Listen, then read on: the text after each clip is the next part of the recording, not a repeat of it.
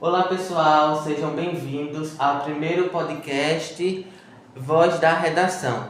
Esse podcast tem como finalidade conscientizar os estudantes sobre a temática da educação especial, o que ela é, para quem ela existe e quais os principais desafios e como ela se conecta ou se diferencia da educação inclusiva. Estamos com a nossa convidada de hoje, Giane Braga, graduada em Pedagogia, mestre em Educação para a Saúde, professora de Educação Básica e atualmente ela atua como pedagoga na clínica e institucional.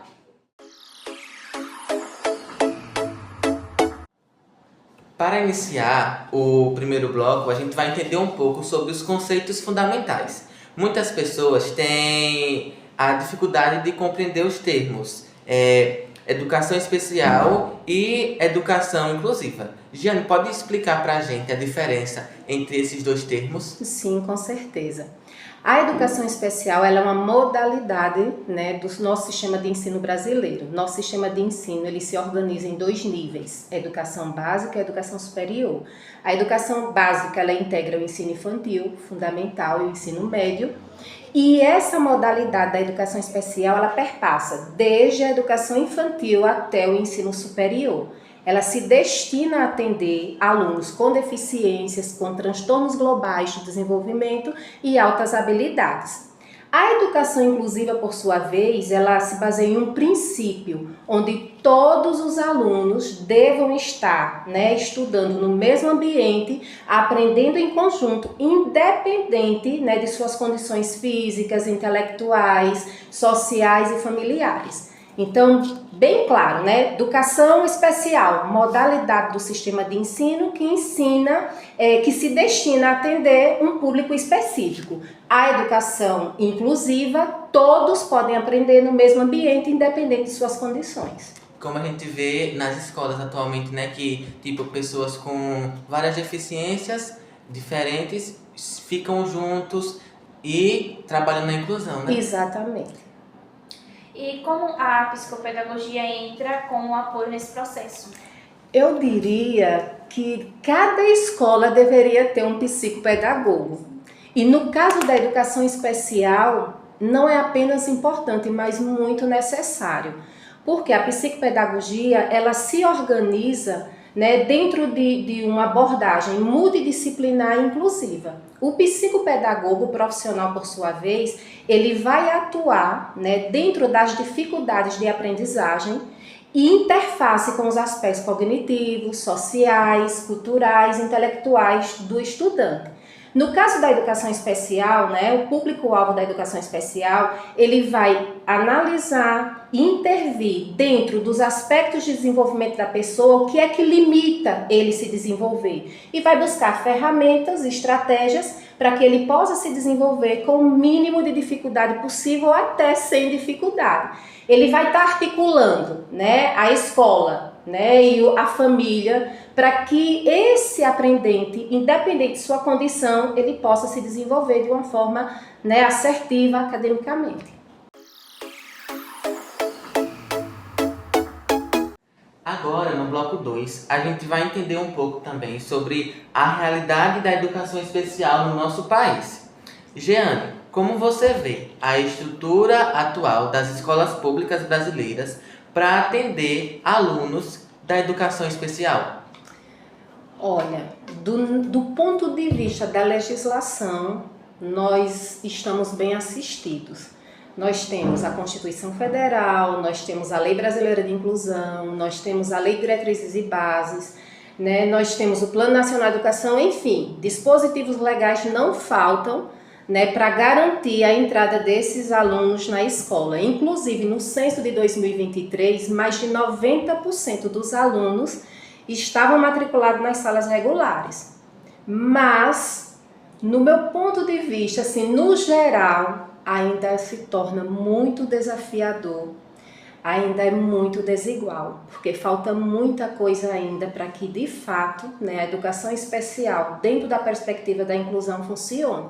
Por exemplo, tem escolas que têm salas de recursos, mas, infelizmente, não dá para atender a demanda. Tem alunos que chegam com laudo na escola, mas, infelizmente, não tem um acompanhamento contínuo, sistemático. Falta formação dos profissionais, né, para trabalhar com o público. Eu considero muito desigual ainda e muito desafiador. Existe uma distância entre o que a legislação prevê e o que realmente acontece na escola, de acordo com o seu ponto de vista. O que os profissionais e os professores enfrentam nesse contexto? São diversos desafios, enormes desafios. Vou elencar alguns, tá? Que eu lembre agora. Por exemplo, formação inadequada, falta de preparo técnico, né? A gente vê, por exemplo, nas redes sociais, professores que não sabem como lidar com o aluno quando ele tem um meltdown, né? Quando ele tem uma crise agressiva de choro, não sabe como lidar. E aí todo mundo critica. Mas cadê o preparo técnico, né? Cadê a manutenção de uma formação continuada que trate do tema inclusão? E não diria apenas com os professores, mas com toda a comunidade escolar, né? Carga horária enorme de trabalho, salas super cheias, né? Como é que vai dar conta de uma sala de 35, 40 ou mais alunos, por exemplo, em se tratando de ensino médio, e ainda ter alunos neurodivergentes para dar conta sem esse preparo técnico? Então, assim, são muitas as vertentes, mas eu consideraria um ponto assim, muito importante, né, a considerar a resistência ou a falta de conhecimento por parte da comunidade como um dos fatores extremos. Quando não se tem conhecimento, quando resiste, né, temas voltados, por exemplo, para a inclusão, o que é que gera? Preconceito e falta de sensibilização. Sim. Inclusive, nessa parte das salas lotadas que a senhora citou, muitos adolescentes autistas, eles se comportam diferente quando escutam muito barulho, né, muito ruído. E acaba atrapalhando eles na sala de aula. E essas salas superlotadas incomoda não só o autista, mas sim todas as outras pessoas que estão ali para aprender. Gera prejuízo de todas as formas, né? O professor ele não consegue atuar como deveria. O aluno neurodivergente, no caso do aluno autista, ele não consegue absorver a informação. É muito intenso aquele barulho para ele. E os demais alunos também não conseguem se desenvolver como deveria. Então, a falta de informação, eu ainda costumo, né, reforçar, a falta de informação, a resistência sobre o tema inclusão na comunidade escolar é um dos fatores, dentre vários, que o professor enfrenta para poder conseguir, né, atuar de forma assertiva na sua prática pedagógica.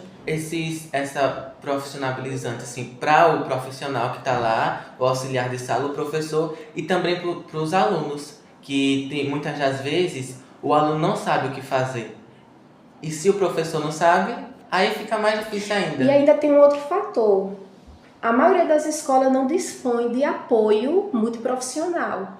Está faltando o psicopedagogo, está faltando o intérprete, está faltando o mediador, né? Dentre outros profissionais necessários para compor essa equipe multiprofissional e fazer com que, de fato, essa inclusão tão falada, tão debatida, tão discutida, né, e promovida nos órgãos oficiais, de fato aconteça.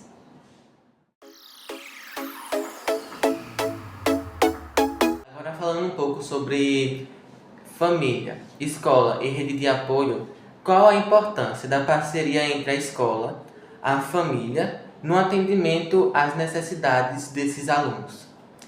Olha, a família e a escola deve ter uma parceria efetiva, independente do aluno ser atípico ou não. E no caso do aluno neurodivergente, né, o aluno público-alvo da educação especial, não torna-se apenas importante, mas necessária. Repare, a família precisa comunicar à escola sobre o desenvolvimento dessa pessoa, né? Como ele se desenvolveu, como foi a etapa inicial da primeira infância, ou da segunda, a depender da série que ele esteja. E quando a família comunica com a escola vai ter o quê? maiores informações para poder buscar estratégias pedagógicas, né, e poder ajudar no desenvolvimento cognitivo e acadêmico desse aluno. Quando há, né, essa parceria efetiva de ambas as instituições, tanto família quanto escola, quem é que ganha? Todos, mas principalmente o aluno, porque ele vai construir ali autonomia, autoestima e o melhor, ele vai se desenvolver academicamente. Ele vai se sentir pertencente à escola e ele vai se sentir pertencente à família, porque esta comunicação está acontecendo. E quando ocorre o contrário, infelizmente, é mais prejuízo e mais dificuldade no processo de desenvolvimento dele. A união, né? Porque quando o aluno está na escola, ele está com a família. Quando está com a família, ele deve estar na escola. Isso, exatamente, Érica, exatamente assim. A gente fala muito da escola, mas e a rede de apoio externa? Saúde, assistência social, está entregada como deveria? Tá longe, viu, Tainá? Muito distante, infelizmente, né? Eu tenho recebido, por exemplo, crianças, né, adolescentes, jovens, que vêm dessas redes, né? Vêm da Secretaria de Saúde, vêm da assistência, né? E, no geral, conversando com outros colegas psicopedagogos que atuam em outros estados, a situação não é diferente do que eu vou abordar. Existe, por exemplo, atendimento médico, começa a participar das terapias, mas em algum momento há rompimento, falta profissional e o desafio maior, não há articulação, né, com as escolas. Então essa criança, esse adolescente, esse jovem, ele acaba tendo prejuízos no processo de desenvolvimento dele. E com toda a sua carreira, né, que já vem na pedagogia, nas escolas, na clínica, você poderia destacar alguma vivência marcante, positiva e também desafiadora com alunos da educação especial? Ah, com certeza. Eu teria várias. Eu vou relatar aqui um caso do tempo da escola, né? Eu atuava no 5º ano do ensino fundamental 1 e numa sala de 30 e poucos alunos, uma média de 32 alunos, e lá tinha uma aluna neurodivergente, uma aluna com deficiência intelectual. Então, na primeira semana, eu não entendi primeiro, foi o meu primeiro impacto. A aluna entrava e saía quando queria da sala. E aí a gente foi para os famosos combinados, né? Nós organizamos um combinado de sala para saber que horário sair, que horário voltar, né? Quanto tempo antes do recreio, após o recreio. E todos os dias a gente começou a ler esses combinados. Essa aluna, ela quando tinha vontade, levantava. Então, depois dos combinados, eu comecei a cobrar. Epa, não pode estar saindo, você não é melhor do que os outros, né? Tem que ser tratado na mesma condição. Ao invés de ela se estressar, dela ficar chateada, ela começou a rir e voltou lá para o cantinho dela rindo, e eu fiquei sem entender, né? Por que você está rindo, mulher? E aí ela disse, a senhora não deixou sair igual os outros. Então repare, uma simples organização de sala, né, já gerou nela uma condição de pertencer no sistema de igualdade dos demais ali na sala.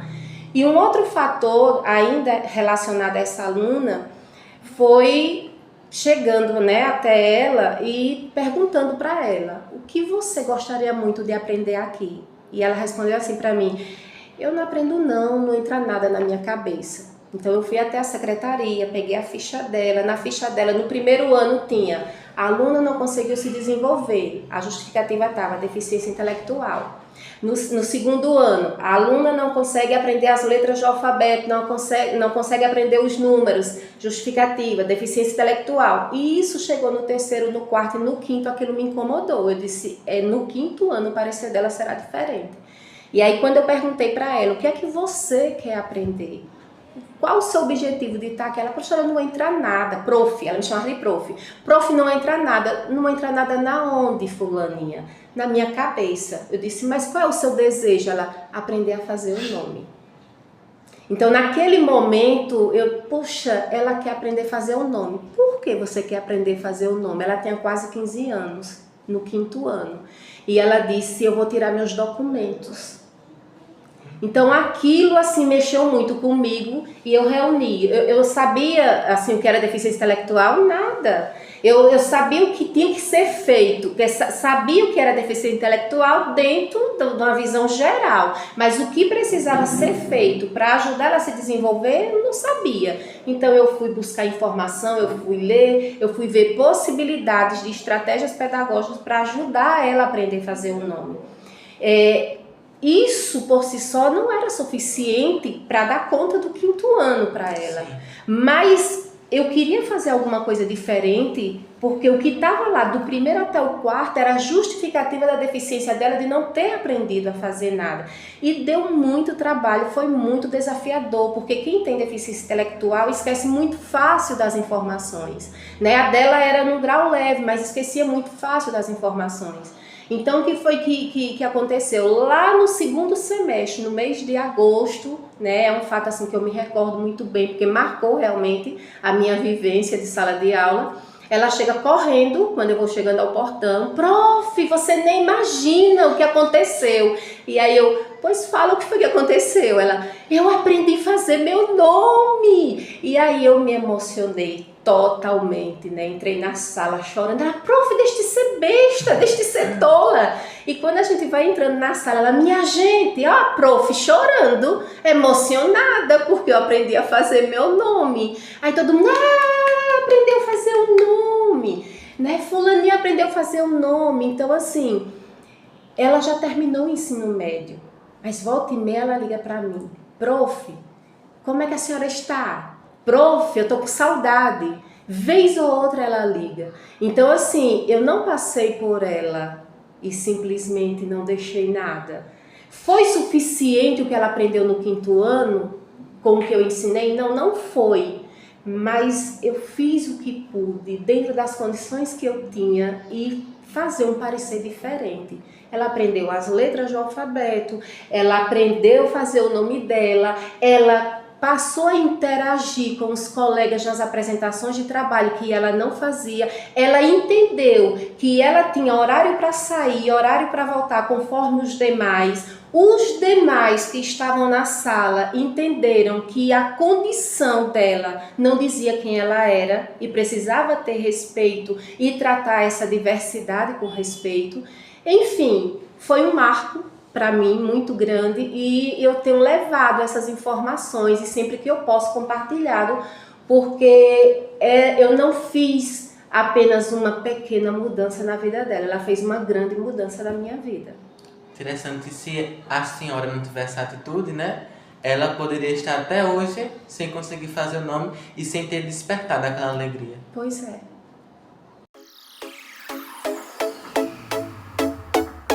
A gente vai falar um pouco sobre caminhos e perspectivas. Giane, na sua visão, o que precisaria mudar com urgência para que a educação especial se tornasse mais eficiente e humanizada? Tainá, mais eficiente e humanizada, né? São muitos desafios, a gente já falou de alguns, mas aí eu vou voltar a tocar em alguns pontos necessários. Formação continuada, né, com a comunidade escolar sobre o tema da inclusão. É fundamental. Né? Eu diria que garantir a estrutura adequada, né? Ter equipe multiprofissional na escola. Vou voltar a repetir mesmo para ficar isso bem claro. Se não tiver profissionais especializados, não tem como haver um ensino, né, inclusivo. E quando eu falo de profissionais especializados, eu falo do psicopedagogo, eu falo do intérprete, eu falo do mediador, né? Eu falo de profissionais que entendem de fato, né, sobre a diversidade, sobre as dinâmicas da inclusão. Eu diria mais que fortalecer o trabalho em rede, né, com saúde, com assistência, com a família, mas o que eu considero como ponto assim principal é promover a mudança de cultura escolar. E essa daí está no controle da escola, os demais não estão no controle da escola, mas a mudança de cultura escolar está no controle da escola. E como promover essa mudança? De forma que respeite, né, as diferenças, que valorize a diversidade como potência. Como isso pode acontecer? né? Outro dia eu estava lendo uma reportagem que muito me chamou a atenção.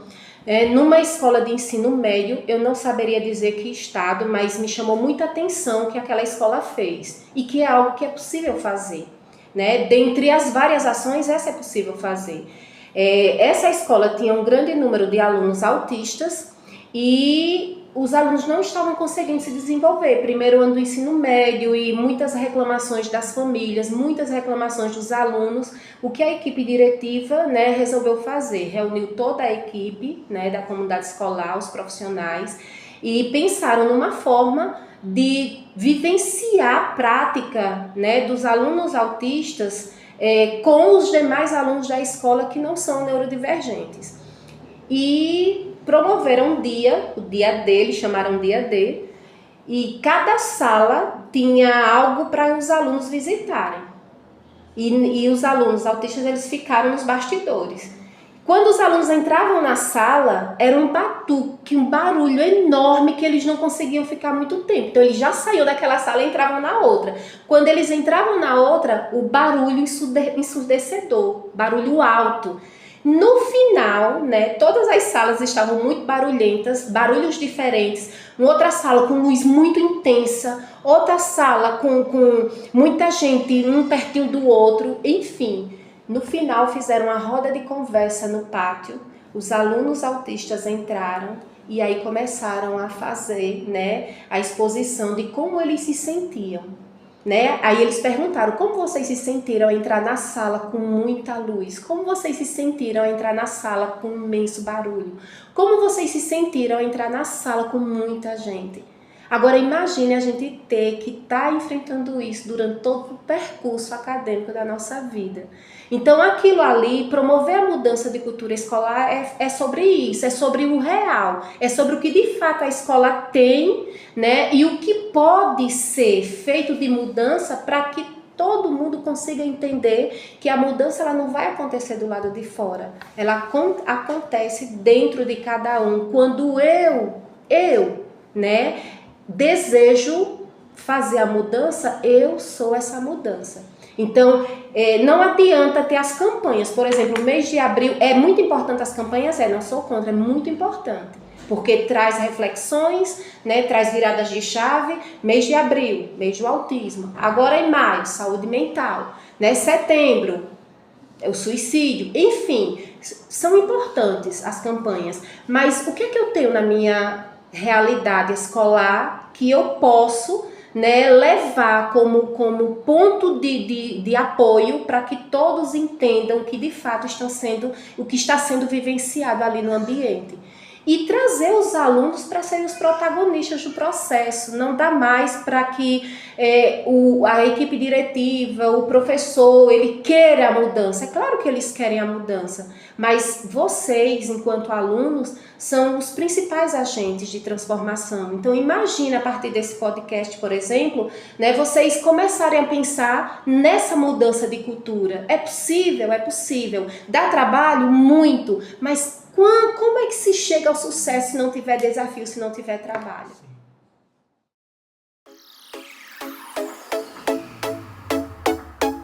E para encerrar, que mensagem você deixaria para pais e educadores que promovem uma educação mais justa e atenta às necessidades de cada estudante?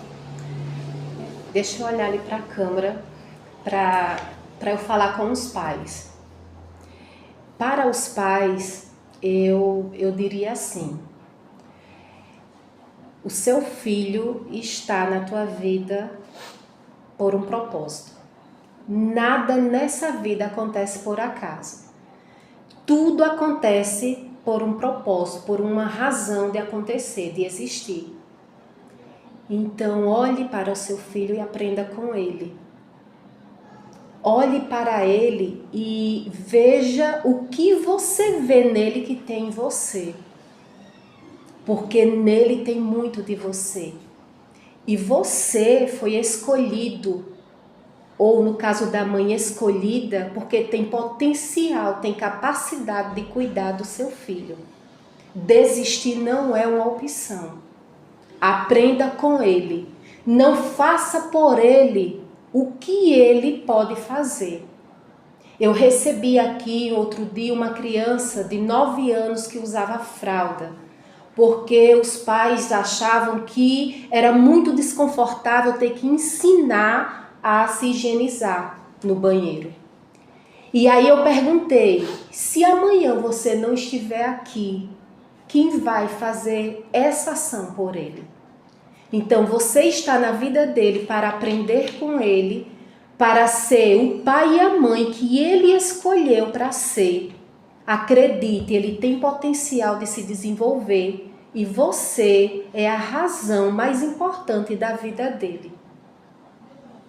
Não desperdice tempo.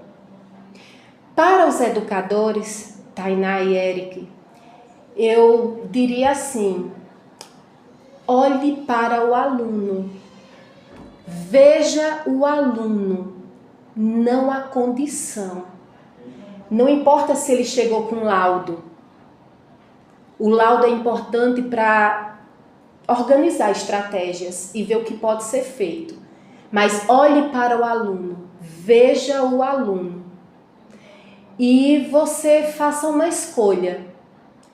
Escolha passar pela vida dele, deixar algo, levar algo, ou passar pela vida dele, não deixar nada e não levar nada. O que você escolhe? Muito interessante, né, essa abordagem. E a gente que faz parte da Escola Olímpia, a gente agradece de você ter nos acolhido aqui, gravar esse podcast e dizer que seu trabalho é extremamente especial para a nossa comunidade, né? Assim como nós estamos aprendendo aqui, as pessoas que estão lá aprendendo também, todos os professores que a senhora da formação, é algo extremamente especial para a nossa comunidade, para a nossa sociedade e emocionante também de saber que nós e eles irão repassando para outras pessoas e assim a gente pode construir uma comunidade mais inclusiva, mais igualitária, que não veja esse preconceito enorme. E a gente agradece a atenção de todos vocês que estão assistindo o podcast, pede que compartilhe com seus amigos, familiares e colegas.